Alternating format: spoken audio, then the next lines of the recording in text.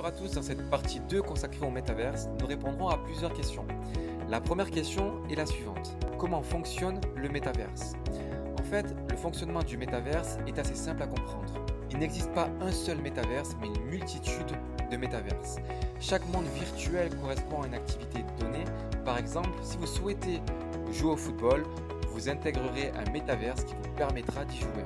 Si vous souhaitez rejoindre notre événement, c'est très simple, vous choisirez le métaverse en lien avec cet événement.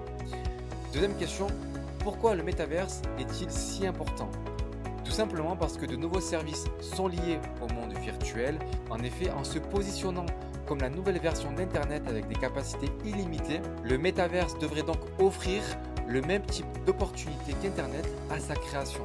Par conséquent, de nouvelles entreprises et de nouveaux produits et services devraient voir le jour dans le but de mieux gérer cet univers. Le métaverse est important car il peut également affecter les relations humaines. En effet, ce méta-univers va créer des liens sociaux significatifs entre les utilisateurs et ce, quelle que soit leur localisation. Nous avons vu que pendant la pandémie, l'emplacement physique dictait notre mode de vie. La plupart des personnes ont été contraintes de vivre près de leur lieu de travail, ce qui signifie qu'ils voyaient rarement leurs amis et leur famille. Le métaverse va apporter une solution à ce problème en facilitant les connexions humaines. Par exemple, dans un bureau virtuel, les utilisateurs auront la possibilité de travailler aux côtés de leurs amis et collaborateurs et donc d'engager des conversations tout au long de la journée. Le métaverse permettra également aux utilisateurs d'accéder à de nombreuses opportunités car les possibilités de travail et de formation dans cet univers seront ouvertes à tous. Nous y verrons la création de nouvelles communautés et de nouvelles innovations. En effet, le métaverse permettra de rassembler des personnes mais aussi des idées et des intérêts divers et variés qui ne pouvaient pas se rencontrer auparavant. Troisième question, quel est l'avenir du métaverse? Nous pouvons affirmer que l'arrivée du métaverse dans notre vie n'est qu'une question de temps.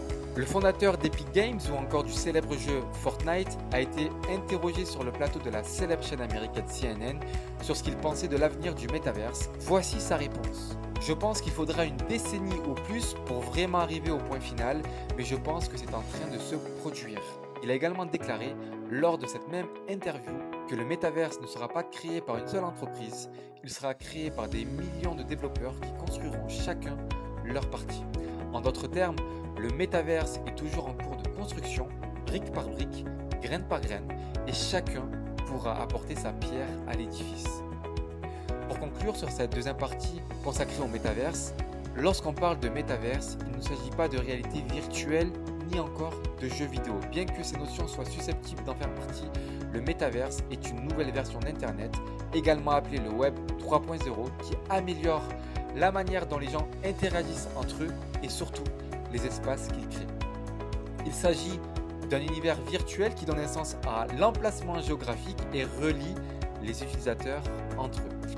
Bien que le métaverse n'en soit qu'à ses débuts, il s'agit d'une réalité. Cette vidéo vous est présentée par Meritis.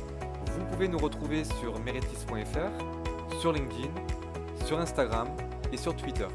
Vous remercions donc de l'avoir visionné. À bientôt pour la prochaine vidéo.